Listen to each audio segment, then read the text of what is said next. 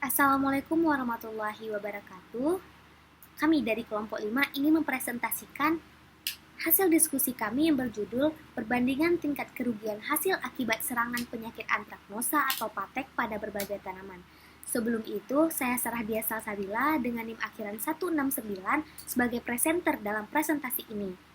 Nah, mungkin langsung saja pembahasan yang pertama,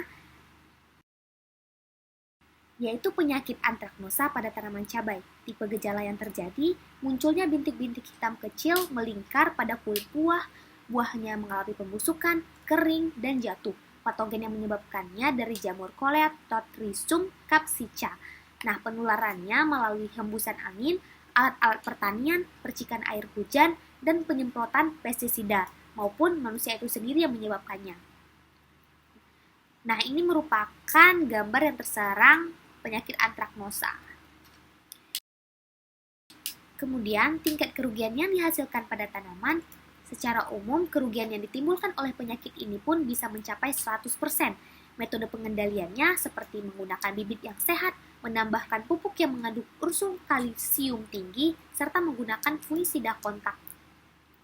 Kemudian yang kedua, penyakit antraknosa pada tanaman pepaya.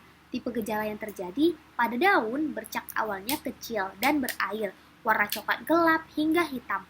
Buah pepaya mengalami pembusukan dan juga berlendir. Patogen yang menyebabkannya dari spesies jamur Coleotrosum yang menyerang bagian daun, buah, batang, maupun ranting. Tingkat kerugian yang dihasilkan pada tanaman, buahnya kurang menarik dan penurunan kualitas buah yang dihasilkan. Metode pengendaliannya menjaga sanitasi, menggunakan varietas yang tahan terhadap penyakit antraknosa, dan menggunakan pestisida. Yang ketiga, penyakit antraknosa pada timun. Tipe gejala yang terjadi, bercak kecil berwarna coklat, buahnya bercak kehitaman, melekuk, mengerut, kering, mengalami pembusukan, dan jatuh. Patogen yang menyebabkannya dari cendawan Coleotrosum sp yang memiliki suhu optimum untuk pertumbuhannya antara 24 sampai 30 derajat Celcius dengan kelembapan relatif antara 80 sampai 92%. Tingkat kerugian yang dihasilkan pada tanaman, penyakit akan berkembang selama dalam pengangkutan dan penyimpanan sehingga panenan akan menjadi busuk. Metode pengendaliannya menjaga drainase, menggunakan jarak tanam, dan penggunaan tanaman sirih. Kemudian yang keempat, penyakit antraknosa pada tanaman jagung. Tipe gejala yang terjadi, bercak kecil pada daun yang berwarna coklat, kehitaman, menguning, dan mati. Busuk tongkol ditandai dengan bercak berair pada kulit luar tongkol dan kemudian berkembang menjadi bercak hitam kebiruan. Patogen yang menyebabkannya dari Coleotrosum gramicola. Memiliki spora berbentuk panjang dan halus, penyebaran penyakit ini dapat terjadi melalui benih atau menyebar melalui spora. Tingkat kerugian yang dihasilkan pada tanaman ini bervariasi tergantung tingkat keparahan infeksi dan saat infeksi terjadi. Pada saat yang parah, kerugian dapat mencapai 50-80% dari hasil panen yang diharapkan.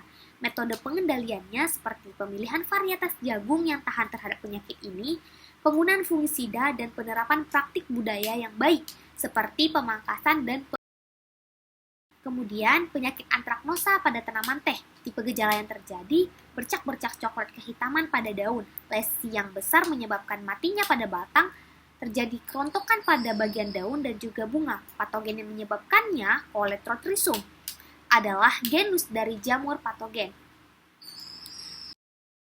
Tingkat kerugian yang dihasilkan pada tanaman, jamur ini nih mengalami dapat menginfeksi lebih dari satu inang dan juga dapat menginfeksi banyak inang. Metode pengendaliannya menata jarak tanam yang tepat dan sesuai. Yang kedua, penggunaan bahan alami. Yang terakhir, penyakit antraknosa pada tanaman tomat. Tipe gejala yang terjadi, warna coklat atau hitam pada daun, mengalami pembusukan, rusak, gugur, layu, tanaman menjadi kerdil, dan produksi rendah. Patogen yang menyebabkannya, Coleotrosum cocodes, yang menyebar melalui biji, tanah, dan serangga penghisap.